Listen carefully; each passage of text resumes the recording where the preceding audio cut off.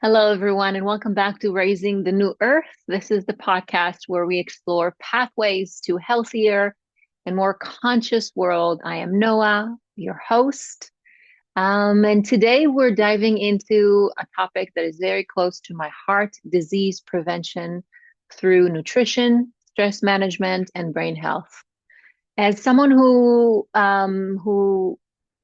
currently is doing hospital rounds, I have seen firsthand what happens when we neglect our health. Just recently, I witnessed a patient, relatively an early age, who lost their leg due to complications from type 2 diabetes.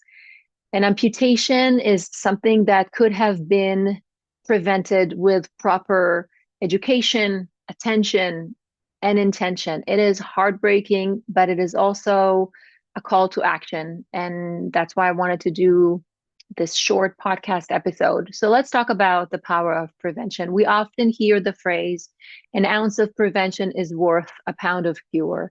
And it couldn't be truer. Chronic disease like type 2 diabetes, heart disease, and cognitive decline are largely preventable through lifestyle choices.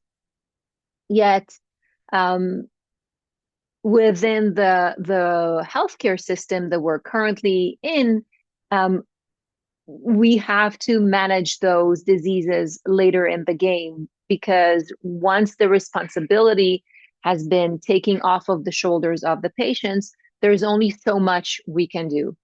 Dr. Daniel Amen, a renowned expert in brain health and holistic psychiatrist, teaches that the best way to heal the brain and body is to prevent illness in the first place. He says, you're not stuck with the brain you have, you can make it better. Any prevention is the best cure. So, how do we do that? Let's break it down into three pillars. We got nutrition, stress management, and brain health. So, nutrition. Nutrition is the greatest medicine, and food isn't just fuel, it is information. I always say that food can heal you or can hurt you.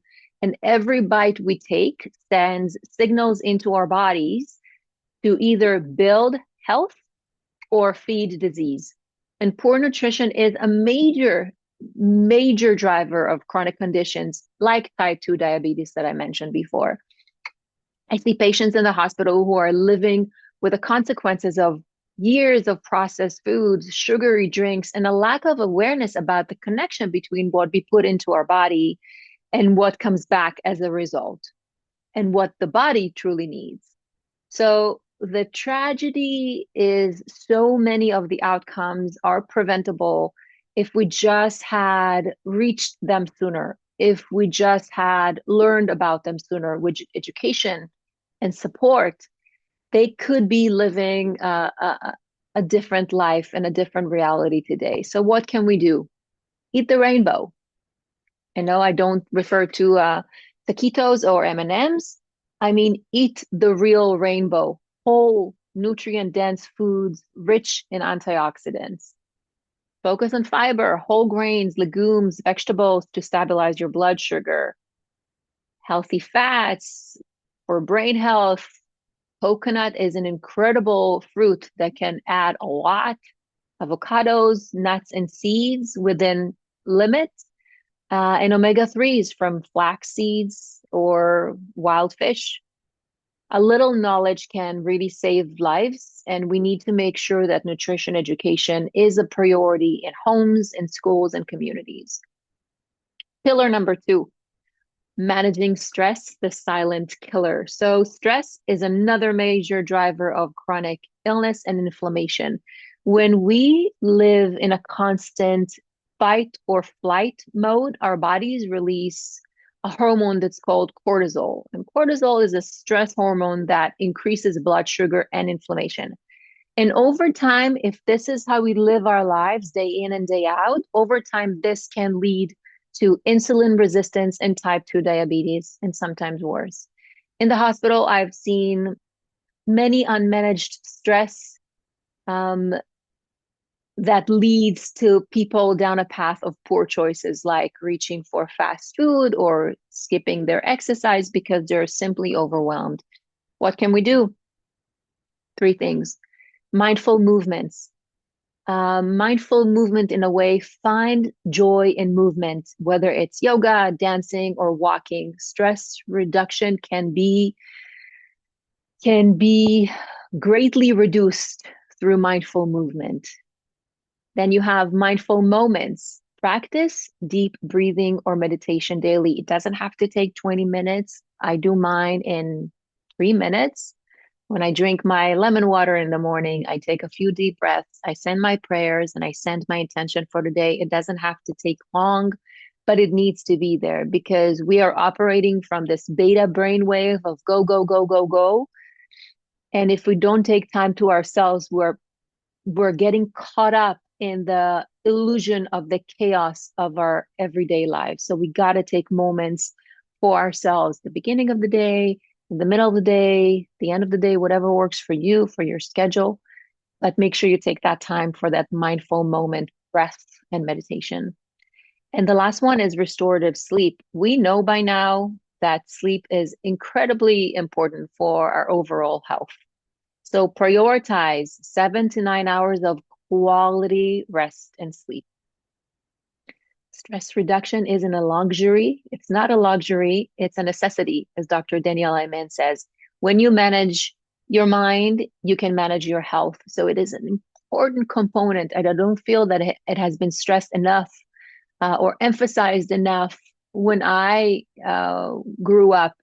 But brain health is huge, and so is managing stress, which leads us to the root of the wellness. So Dr. Amen reminds us when your brain works right, you work right. So brain health is often being overlooked in conversations about disease prevention, but it is central to our overall well-being. And unhealthy habits like poor diet, like chronic stress and lack of sleep can really damage the brain, which in turn can lead to poor decision making about our health.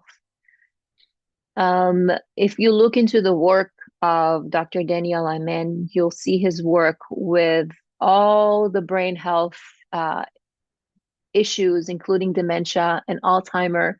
I highly encourage you to look at the research that he has done in that area. So, what can we do for increasing our brain health capacity? We can nourish the brain.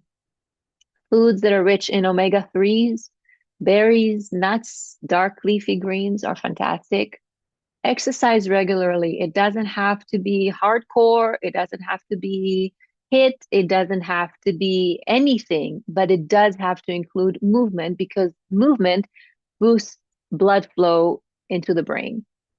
Limit toxins. Avoid or greatly limit alcohol, drugs, and excessive sugar. Stay connected. Community and purpose are very, very, very powerful protectors for brain health. When we have someone that is being isolated or you see someone that is isolated, just reach out, make sure that person knows that they're not alone. And again, witnessing patients who have lost limbs due to preventable complications has deeply impacted me. At times when I left the room, I cried to myself because this is one thing that I know could have been preventable with the right knowledge. So it's one thing to read about statistics, but it's a whole another thing to see the human faces behind those cases. Those are our fellow brothers and sisters. And these aren't just patients. These are people with families and dreams and stories. And many of them tell me the same thing. If only I had known sooner. But here's the truth. It's never too late to make a change. And it's never too late to be that light for your child, your partner, your spouse, your grandchildren. Prevention can start at any age. And the best prevention is education and awareness and intention. So that doesn't mean that 100% of the time you're eating leafy greens and berries and nuts. And yes, I wish that was the case, but we do live in a super processed world, what I am saying is that go for the 80-20. 80% of your meals should be whole foods, should be foods that are rich in nutrients and vitamins. And 20% of the time, your treat day can have, something less than optimal for your body.